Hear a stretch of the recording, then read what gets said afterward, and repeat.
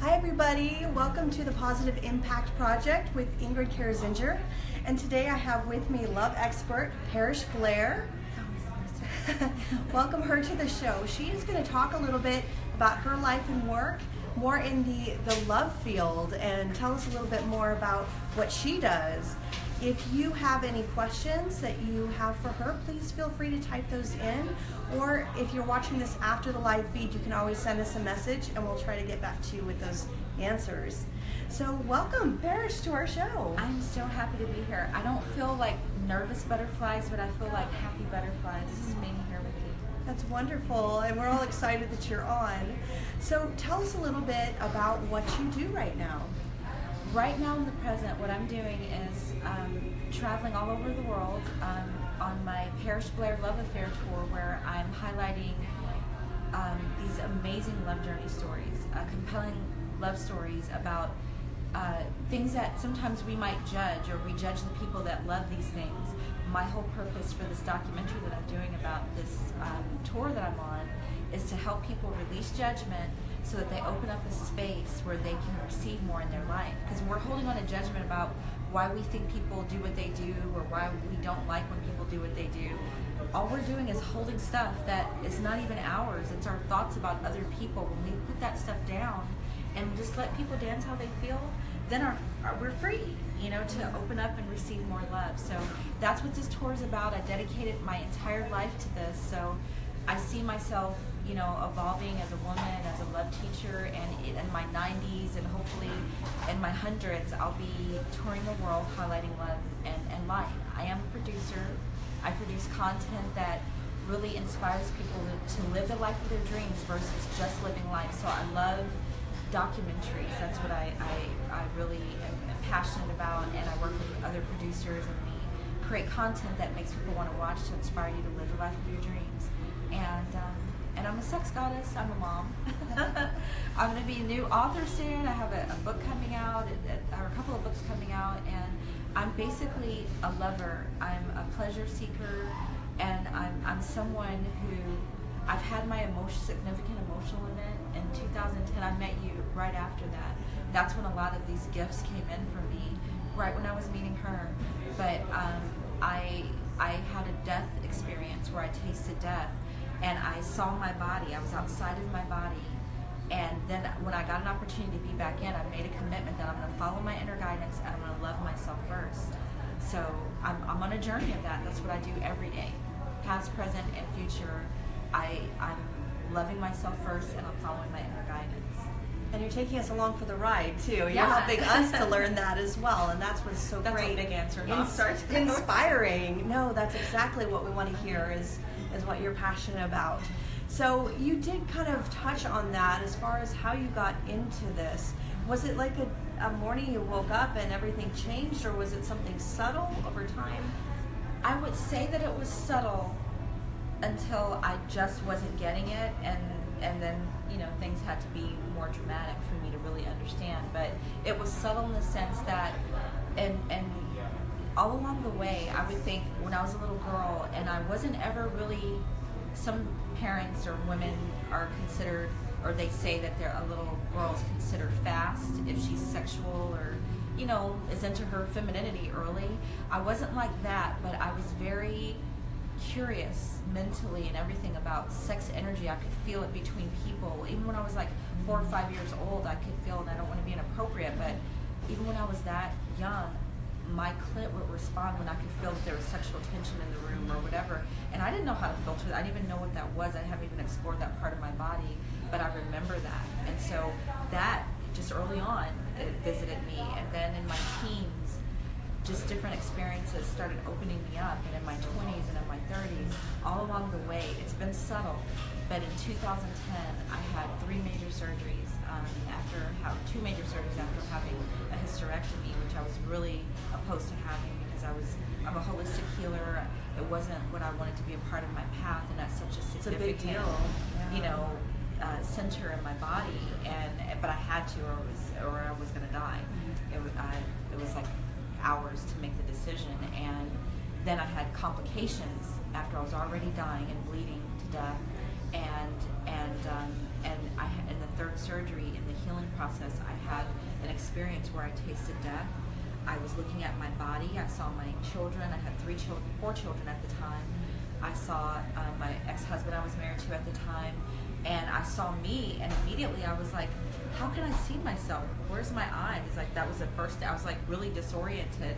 And then when I asked where my eyes were, I was a part of these trillions of like light being particles that were vibrating, and it was like I could feel the cool air around me.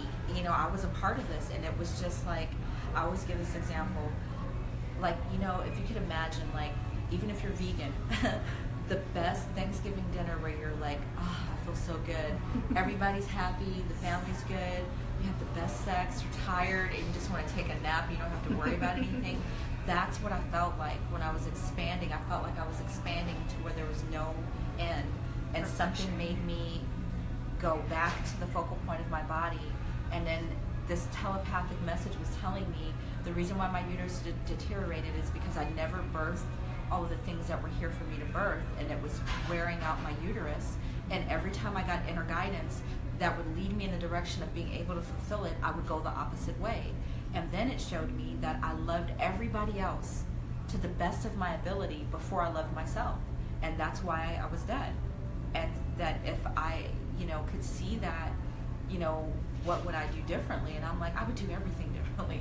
I just want to get another chance. And so I made a commitment to listen to my inner guidance and love myself first. And, you know, that's where it first started with me. It was subtle along my life journey, and then that death experience just transformed everything, because now I'm not superstitious about it, but it doesn't matter how much I love the job, the man, the family member, whoever it is, I've got to follow my inner guidance. If it doesn't feel right, it's not right for me. It doesn't mean it's bad. It just might be bad for now. And now could be until this afternoon. I've learned these things, because initially I was thinking, oh, my inner guidance says don't do that. That means that person's probably, and then I matured and realized, just ask the question and receive the answer. Release the judgment and fear and all of that, and just to receive the answer. And I just want to show this real quick. I don't know how much of the audience is familiar with muscle testing or kinesiology, yes, where your chiropractor might have you hold different things to see what sensitivities you have. Well, I believe in that 100%, and I believe that the answers that I'm getting are from my higher self, God. That's what my beliefs are, and I believe God is love. So as long as I'm from a place of I love myself, I want this new experience, and I want inner guidance. Is it for my highest good to do this now or not? Yes or no? I ask yes and no questions, but the way that I do it, so I don't have to tap someone on the shoulder and say, excuse me, ma'am, can you push my arm down? I do this. I use this as the same extension, my index finger, and then I put my middle finger on top of it, and I add pressure. And if I can't push that index finger down, that's my affirmative answer. That means yes. If I can't hold it up, that's a no for me. So sometimes, even if I'm eating, dinner, and I can't figure out what to eat, and I know what my objectives are and what I want to accomplish with my body, I just put my hand on the menu and say, is it appetizers? Is it soups? Is it, entrees? Love that. Is it, what is it? Chicken? Is it fish? Well, I'm vegan now, but whatever it is, and I just keep doing this. And all the while I'm having conversations, nobody knows I'm doing it. Now my family and friends know, and they're like, do your finger thing and find out if we should do this or that. And it's like, you can do the same thing. We all have that. If you see it as, I don't see God anymore as a big man in the sky that's giving me my blessings. I see God as an expression, that I get to live out, being me, and whatever I decide is totally okay. It's not if it's okay with this community or if it's okay with this book. If it makes me happy, it's okay. And God energy is going to make it happen faster, more efficiently, and I don't have to second guess it anymore. No matter who says it's wrong or right, I already know it's right because I'm following my inner guidance, and that's how I live. And it's just transformed my life completely. Beautiful. And a lot of what I teach in psychic development is all about basically learning to have all, what tools you have in your toolbox, and knowing that you do have all the answers, and you can ask your higher self, and you don't necessarily need to rely on someone else. So that very much is just intuitive living, which is incredible. Just that you've mastered that, just that you understand that you can do that. I think most people just don't know that they can do that and that it's that simple. On my path, the way it started was I was a reflexologist, and I was really dying inside, and reflexology helped me, and then I learned that I could be a help to others. I enjoyed that work, and it was wonderful, but I do have to say, even after I left the religion and evolved in my healing work, and then it was more about I would meet awakened people that just woke up just like me, I realized that I'm not really healing anybody. They're healing themselves. What I'm doing is I'm a facilitator. I'm creating an environment. I'm being a vibration that makes them feel like they can believe in the healing, and then they get it. You know, whether it's me doing reflexology or craniosacral or any type of, reflexology, aromatherapy, or Bach flower remedies, whatever it is, they can put the drop of information about healing under their tongue and believe that vibration is doing something, or they can just think the vibration. And I've learned that. So I know that we need each other, but you don't really need me, and I don't really need you to get where we really want to be, which is knowing that we have everything that we need. You can do that. You don't need my book. You don't need my workshop. You don't need my video series. However, I'm there and available, and Ingrid's there and available, and we all, as like light beings that have gone through the evolution, share where we're at. There's places I still want to be and grow. I just became aware of being a sex goddess. I still am in the process of understanding what does that mean for me, not what does this workshop teach me, but what does that mean for me in my experience. So I'm definitely here as what we could be considered an expert, but you're your own expert. I'm just an expert in my life, sharing what I've learned, but don't discredit yourself and your experience, because it's real. When you start looking for people to validate it for you and you can't find them, then you doubt yourself. Or if you start looking for people to validate you, and they might have their own agenda, and it might be good, but their agenda is to tell you about your experience based on their program, then you're led, and the program's not bad for you, but I'm just saying, remember, you can be a free agent and dance how you feel and figure it out, and there's no wrong or right. And that's what I really want to project the most, because as I do this tour all around the world, and I'm hearing all these stories about different ways that people love, and I believe God is love. I'm like, God is everywhere, and God is in everything. And when you think, I did it wrong because this didn't work out, or I did it wrong because this wasn't the right guy or the right woman, and all of that, that's not true. It's just you're living life. And if you celebrate, okay, what happened is I'm ascended. That experience just kind of gave me a shot in the butt, and I learned I don't need that kind of man, I don't need that kind of love, and this is what I want to do with my life. Learning. This is, yeah, it's like, and then you can honor the relationship, because that was a love teacher. He loved you, or she loved you, or they sexed you, or whatever it was they gave you. They gave you the energy you needed to realize what you really want. That's what it is. It's just, it gets yucky if you stay. Then you start judging because it's not making you feel the way you want to feel, but then you're being a lazy manifester, because all you have to do is manifest it. I like that. There should be a book called Lazy Manifester. I mean, it still gets done, but there's a lot of complaining and moaning and all that kind of stuff, when really, don't talk bad about other people and the way they do what they do. That's them. They're showing you who they are the first time. It's up to you to decide, is it for you? Does it feel good when they're being all of them in your life? Or does it feel like, maybe if I tweak this a little bit, maybe if I act this way, they'll pick up the sign. It's like, no.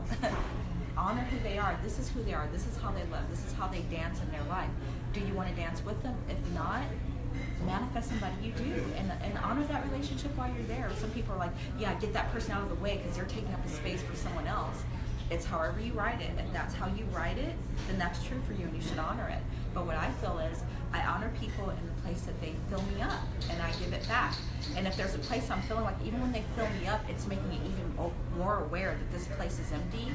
Before I kick them to the curb, I realize, well, they're providing something positive for me. Now, this empty space, I'm not looking for somebody to fill it up. I need to fill up that empty space, so I attract the person, to sustain it and celebrate that with me. And that's how I see relationships. I don't know how you see relationships. It's wonderful. I mean, it's, of course, like, you gotta be whole, and then you'll attract a whole person. If you're a piece of a person, you're gonna find all these pieces of people, and we do tend to think that the answer's outside of ourselves, or that this person's gonna save me, or they're going to help me and change me. And the truth is, it's amazing when you work on yourself and you feel that love and wholeness and connection yourself, how different the scenery is, how suddenly different types of people come into your life that are healthier. So it's really about using everyone around you as a nice looking glass to see, where am I at? If these are the people in my life, then must be what's going on with me. There's nothing bad or wrong about them. It's the connection. They're coming in because I'm like this. And when I change, everything changes. So there's no confrontation there. Things fall away that don't need to be there anymore once you shift. So speaking of shift and connection and everything, for me, I feel like I know I'm different than when I first met you, because I was just healing after the surgery, and I was just becoming awake to channeling, and I was aware of it, but it never happened to me.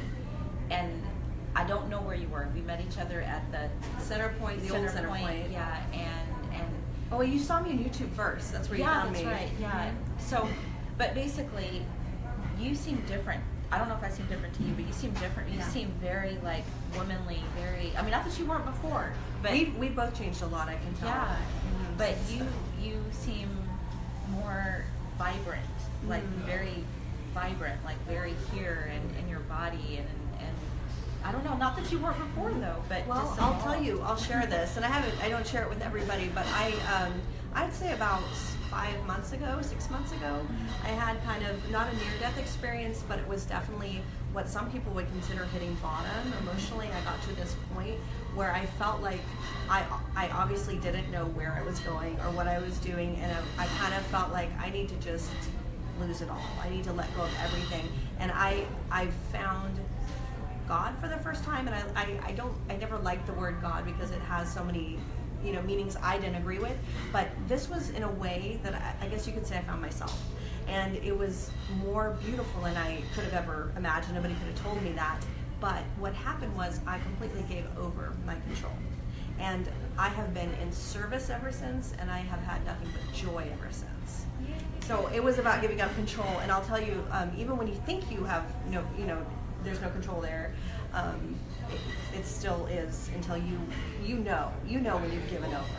When you are saying, okay, today I'm waking up and saying, what should I do today?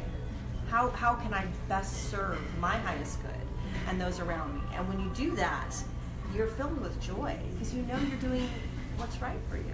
And I like that. How can I feel my highest joy and everyone else around? And sometimes the people that it's the hardest to accept that kind of languaging for me are the best givers and the best people and the pillars in the community, the go-to person in the family. It's like they feel like, no, I'm good. What do the kids need? Or no, I'm good.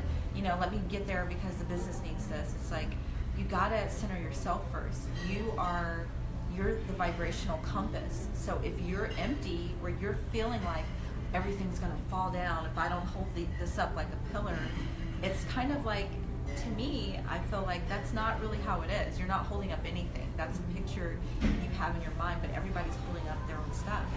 And we're just here to, you can give energy or you can evoke things to make people lose their power, and whatever your intention is. But take that weight off of you so that you can experience, like, you don't have to have the surrender moment if you just decide, I'm going to recenter you.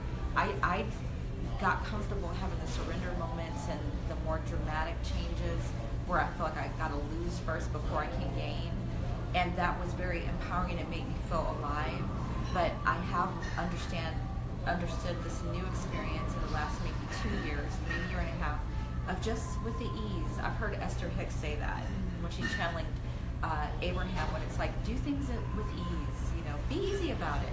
Be in the flow about it. It's like everything was an Oprah Winfrey movie for me, and so dramatic, and like this seems like a good book, and so it's like, or you can just decide you want to go in a new direction, and nobody has to be the villain, nobody has to be the victor, nobody has to be empty, nobody has to be healing or hurt. It could just be, I've decided it's time to transition, and that's what I'm learning. Like, I'm really controlling this stuff. Like, it's not happening to me. It's I'm making it happen. So I'm making it happen every day by the thoughts I think, and the things I say. I'm making tomorrow happen today. So now I feel like I'm rehearsing tomorrow by practicing with Ingrid today. Who I really want to be. I mean, I've said this a lot, but I've even narrowed it down even more. I want to be very, very present as a mom. I've got 4 kids, 3 sons and a daughter. One's 25. He just turned 25. I've got a son that's going to be You look 25, 20. so it's really hard to imagine that. And I've got a son that'll be 20 soon, and my daughter will be 21, and my youngest son, Bryce, will be 13 this year. And so I want to be a very present mom. And if you're a parent, you know, they all need you in different stages of life, and they need different things. And I want to be present there. I want to create whatever it is I want to create.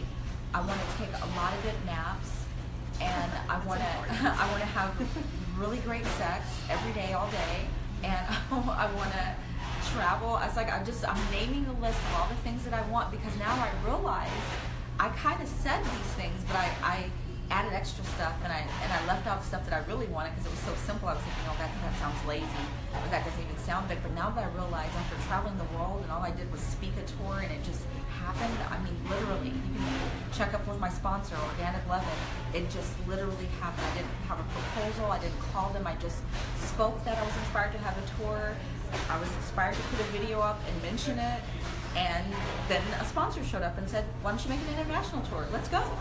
And I didn't do anything. I mean, I did do some spiritual practices that I'll talk about, but I really didn't put forth any effort other than what I put into myself in my own home, without leaving, without picking up a phone, without doing anything, just within myself. Now I know whatever you want to do. If you tap dance and make the best peanut butter jelly sandwiches simultaneously, then you need to do that. There are people that want to see it, and people that want to taste the peanut butter. Yeah. You know, I'm serious. Don't make fun of your dreams. Don't belittle them. Fulfill them. They're there for a reason. And if you don't do it, the world will keep spinning, but your life would have been, even if you had a good life, it would be even better. It would be even juicier if you released the fear and were willing to just take a risk. And I'm from the 70s, and I grew kind of up in the 80s times, and I remember those old iced tea commercials where people would stand at their pool and go drink the iced tea and then fall back in the water, and I'd be like, I would never be able to do that. I'd turn around because I'm afraid to fall backwards, but it's literally just fall backwards and let the universe, you know, nothing ever happens. I've been homeless, I've been penniless, I've died and come back to life. And that's the thing you should be worried about, because once that happens, you don't get a restart button. You don't get that quarter to extend the play. That experience showed me there's nothing to be afraid of, even on the other side. For me, my experience, I think every experience might be unique to the person, but mine was just a really good nap after a good life. And you know, and I don't know where I was going, but I was happy to go along for the ride until I thought, well, but I felt like I didn't do it right. I felt like I half-assed this life, and I don't know what I did wrong. And then when it told me just those 2 little things, that's it, nothing else, just love yourself first and follow your inner guidance, and you could have had a better life. And I'm like, give me another chance. I want to love my kids a little bit longer, and I can do that. And when I started doing that, I was married. My husband didn't like it. What I was being guided to do sexually was imagine, you know, love and light with every breath coming into my heart chakra. And if he had digestive problems, if we had financial issues or things in our communication, imagine that light was healing whatever it was, tangible or intangible. Well, my husband would feel the energy in my vagina and sometimes push me and say, stop that, what are you doing? And I'm like, God is telling me, and he's like, well, I believe in Jesus Christ, and that's who healed you in the hospital. I don't want any part of that. And I'm like, okay, but my inner guidance told me, and I said, I'm going to live again, so am I going to die, or what's going to happen? And then shortly after that, while he was at work, inner guidance said, masturbate. And so then I just started masturbating and doing the things that God was telling me. My God energy is, again, my higher self telling me to do these things, which was imagine what's on your vision board. What if you had those things? Go into the sexual sensations and calibrate the feeling of faith, of having that you have it, with the feeling of pleasure. And when you feel like you already have it and you have that orgasm, speak a prayer of gratitude. And I started doing that religiously, and my husband would be freaking out. He's like, what are you doing? We just had sex. And so in his mind, he's thinking, you're into this heebie-jeebie stuff.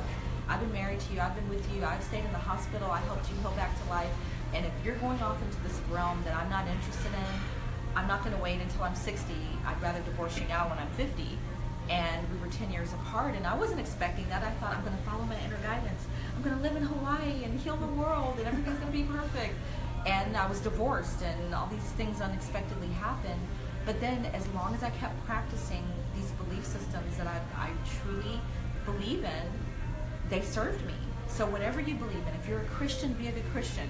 You know, if you're whatever you are, be who you say you are. Believe in those beliefs, because that's what's supposed to sustain you.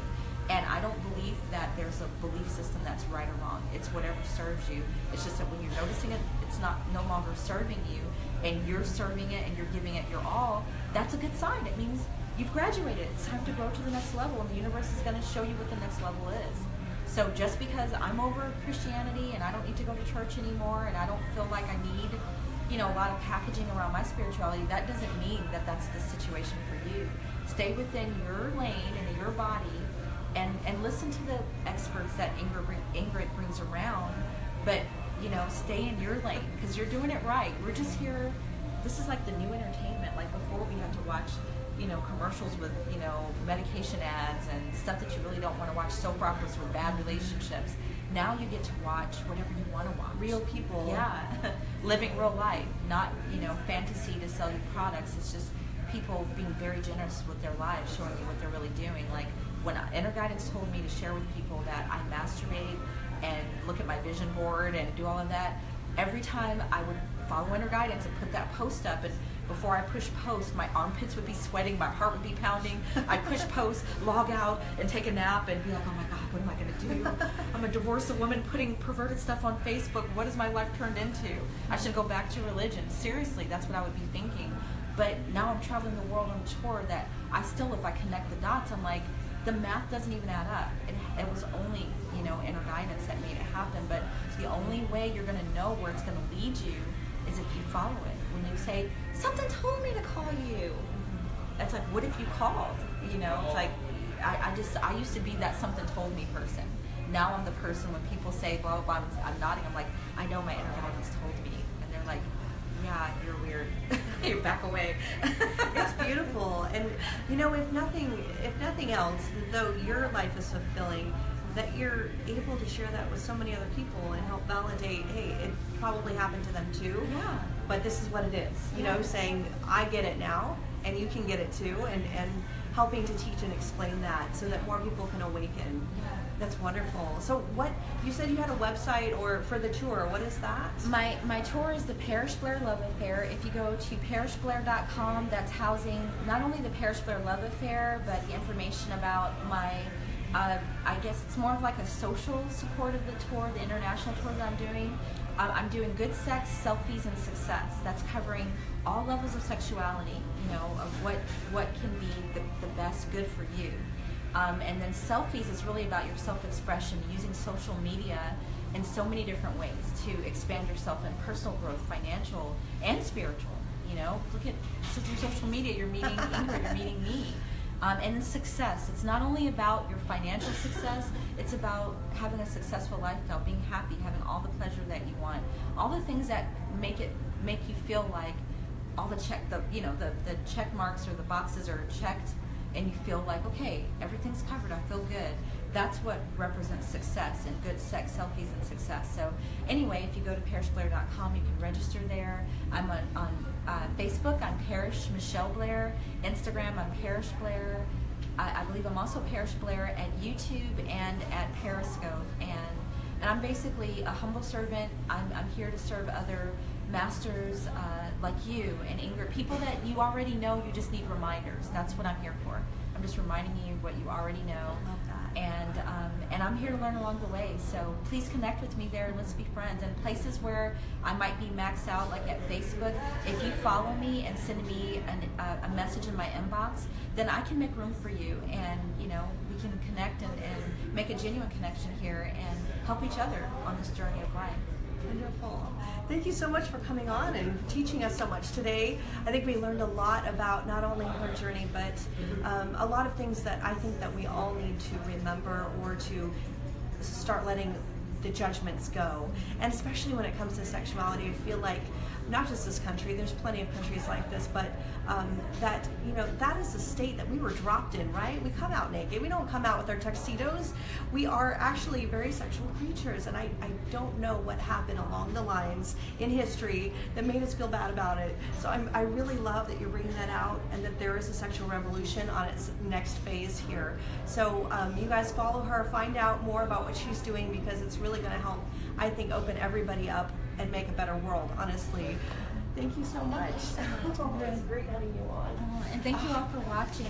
Thank Support you guys. Ingrid. Thank She's a you. beautiful light. Thank you for serving us. Thank you. And again, you guys can send in questions if you have any.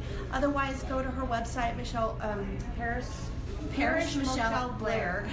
You can find her on all the different social medias. But thank you guys for watching, and I hope you have a great day. Bye. Bye.